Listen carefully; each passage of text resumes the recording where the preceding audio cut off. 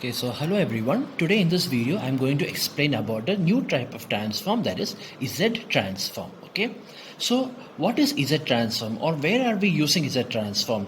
You can just simply just say that, or you can just simply assume that Z transform is nothing but the digital version of Laplace transform.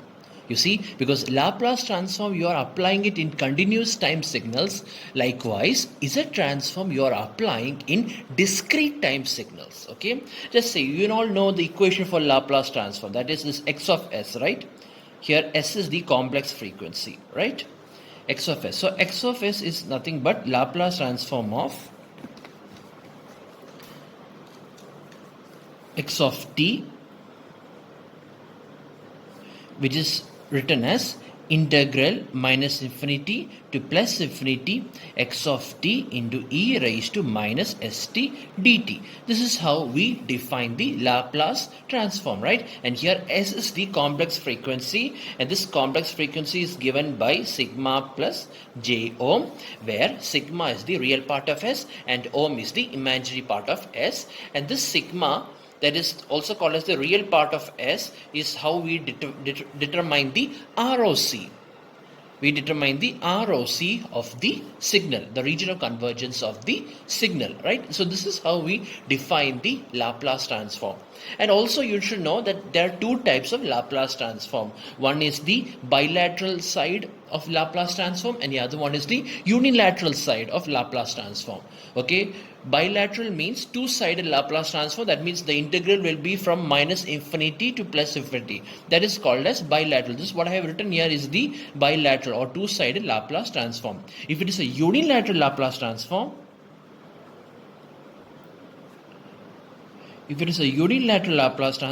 the equation will become integral from 0 to infinity x of t into e raised to minus st dt. Okay, and we all know what will happen if we substitute this value over here, right? What will you get if we substitute? That means this x of s will then become integral from 0 to infinity. It will become x of t into e raised to minus sigma t into e raised to minus j ohm t dt, right? We have explained all this in the first video, right? And this equation, from here we can understand that in order to satisfy the Dirichlet's condition, then the equation must be, or the condition must be, integral from minus infinity to plus infinity magnitude of whatever it is inside this line, all right, except e raised to minus j omega t, the remaining part, that is the magnitude of x of t e raised to minus sigma t must be less than infinity. So this is how we represent or we define the Laplace transform, right? And this is the Dirichlet's condition. This is the Dirichlet's condition of Laplace transform. Okay, the Dirichlet's condition. Okay, so now I am going to explain to you what is Z transform. With respect to this, I am the same way I am now going to explain what is Z transform. Okay, Z transform is nothing but the equation for Z transform is given by capital letter X of Z. This is how we define the Z transform, X of Z, all right? Or we also write it as Z of X of n. This is how we write. Just like how we write in L of x of t, here we write Z of x of n, because you can, like I said before, you can assume that Z transform is the digital version of Laplace transform or discrete version of Laplace transform. Just like how we are using Laplace transform from continuous time signals, you can express Z transform in terms of discrete time signals. And this equation of Z transform is defined as sigma n is equal to minus infinity to plus infinity x of n into z raised to minus n. If you can compare these two are actually nothing but the counterpart of each other. This represents continuous time, this represents discrete time. Here you put integral over here you put sigma. Here the integral is from minus infinity to plus infinity because it's a bilateral bilateral Laplace transform. Likewise here it is n is equal to minus infinity to plus infinity, means this is also a bilateral Z transform. Here you write x of t, here you write x of n. Alright, here this is the exponential function of e raised to minus st. Right, the exponential function of the continuous time signal is expressed as e raised to minus st, whereas here the exponential function of a discrete time is expressed as z raised to minus n. Okay, this is how we define it. This is how we define the Z transform. So, and just like S, Z is also a complex frequency. Right, Z is also a complex frequency. Here you can see that this S, the value of S is sigma plus j ohm. Right, likewise we know that this any complex numbers, right, any complex numbers can be defined in two types. That is, one is the rectangular form and the other is the polar form. The other is the polar form, right? Whereas this R is nothing but the magnitude of this complex number, which is root of a square plus b square, right? And this theta is the angle of this complex number, the phase of this complex number, which is given by tan inverse b by a. So this is how we define. This is the rectangular format, this is the polar format. And so in the terms of Laplace transform, the complex frequency S, we are defining in terms of the rectangular form, whereas in the terms of Z we express this in terms of its polar form. And this is how we express it.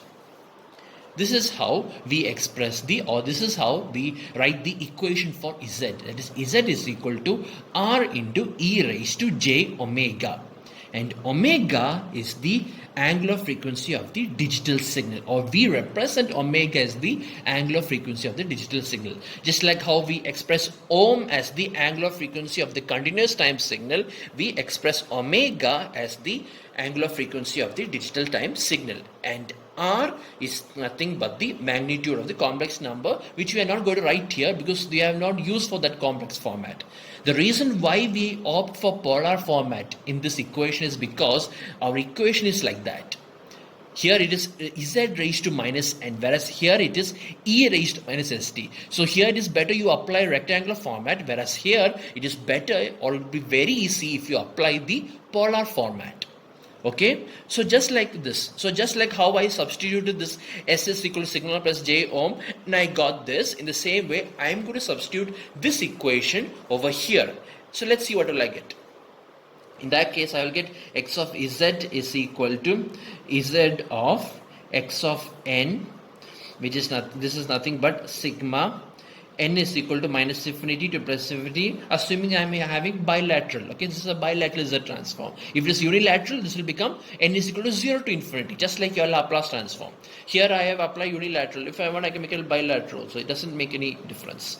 Okay, so here also, here sigma n is equal to minus infinity plus infinity x of n into, and I am substituting the value of Z over here. Okay, so this will become R into e raised to j omega raised to n. This is how we raised to minus n. Raised to minus n. This is how we express it. So therefore, this can also be written as sigma n is equal to minus infinity to plus infinity x of n into r raised to minus n into e raised to minus j omega n. You see? So now you can compare this equation. You can compare this equation and you can compare with this equation and see for yourself. Just like in these two equations, this is how we define the Dirichlet's condition. That is, this value, the integral of this value, the magnitude of this value must be less than infinity. So likewise, if I'm going to apply my Dirichlet's condition in the Z transform, then my Z transform, then this condition is satisfied only if my equation becomes sigma, instead of integral becomes sigma. Sigma n is equal to, from minus infinity to plus infinity, the magnitude of x of n into r raised to minus n must be less than infinity. This is the Dirichlet's condition of Z transform. And you all know what is Dirichlet's condition. Dirichlet's condition means it is the condition to be satisfied in order for that transform to be existing. If the condition is not satisfied, you will never get the transform of that particular signal. You see, so this is the Dirichlet's condition of the Z transform. And as you can see here, the condition for the Dirichlet transform to be satisfied, it depends not only on your signal, but it also depends on value of your R. And what is this R? R is the magnitude of your Z, of your complex frequency Z. Or in other words, we can define R nothing as like this. This is what you call as R. R is the magnitude of the Z, of the complex frequency Z. This is how we define it. Okay. So in other words, this is how we apply this equation. So this entire chapter, we will be applying this equation. The sigma n is equal to minus 50 plus 30 x of n into Z raised to minus n. This is a very important equation. Okay. This is a very important equation. And this is how we explain the relationship between Laplace transform and Z transform. Right? The S transform and the Z transform. So this is a very important equation. Okay.